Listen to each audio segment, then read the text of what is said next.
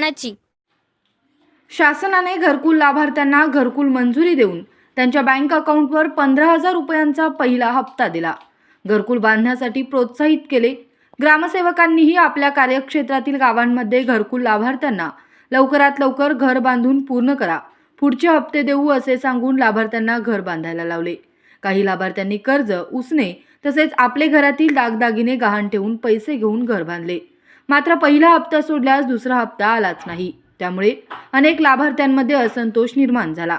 या असंतोषाला वाचा फोडण्याचे काम राष्ट्रवादी युवकचे अध्यक्ष प्रणव पाटील व बोलवाडचे उपसरपंच सचिनदादा कांबळे यांनी केले।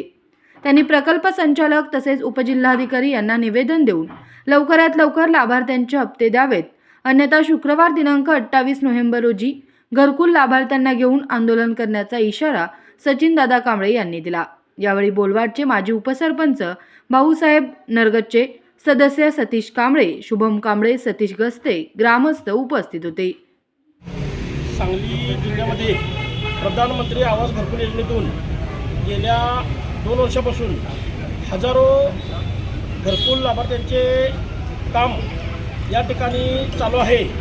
पण गेल्या 1.5 ते 2 महिन्यापासून घरकुल लाभार्थ्यांची मिरज तालुक्यातील दुसरा, तिसरा आणि जो चौथा हप्ता आहे तो रखडलेला आहे।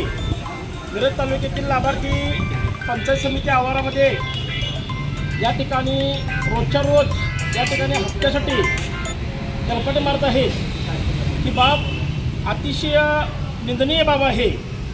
कारण 1000 घरकुल या ठिकाणी मिरज तालुक्यामध्ये जर या ठिकाणी मंजूर असतील आणि त्या लाभार्थ्यांना गेल्या 2 महिन्यापासून या ठिकाणी हप्त्यासाठी जर यर्जाऱ्या घालाव्या लागत असतील तर या ठिकाणी सरगरपासून येणारा माणूस या ठिकाणी सोनी पाटगाव असेल, कळंबी, सिद्धेवाडी, खटाव या भागातून जे लाभार्थी आहेत त्या लाभार्थ्यांचे या ठिकाणी हप्ते टाकलेले आहेत। त्यामुळं आज आम्ही राष्ट्रवादी युवक काँग्रेस पक्षाच्या वतीनं, शरद पवार गटाच्या वतीनं या ठिकाणी जिल्हा परिषदेचे मुख्य कार्यकारी अधिकारी तसेच प्रकल्प संचालक, जिल्हा ग्रामीण विकास यंत्रणा घाणेकर मॅडम आणि ॲडिशनल CO मनोज जाधव साहेब यांची भेट घेऊन मिरज तालुक्यातील जे घरकुलचे लाभार्थी आहेत प्रधानमंत्री आवास योजनेतील त्यांचं जे काही हप्ते थकलेले आहेत ते तात्काळ या ठिकाणी हप्ते सोडावेत अशी त्यांना विनंती केलेली आहे।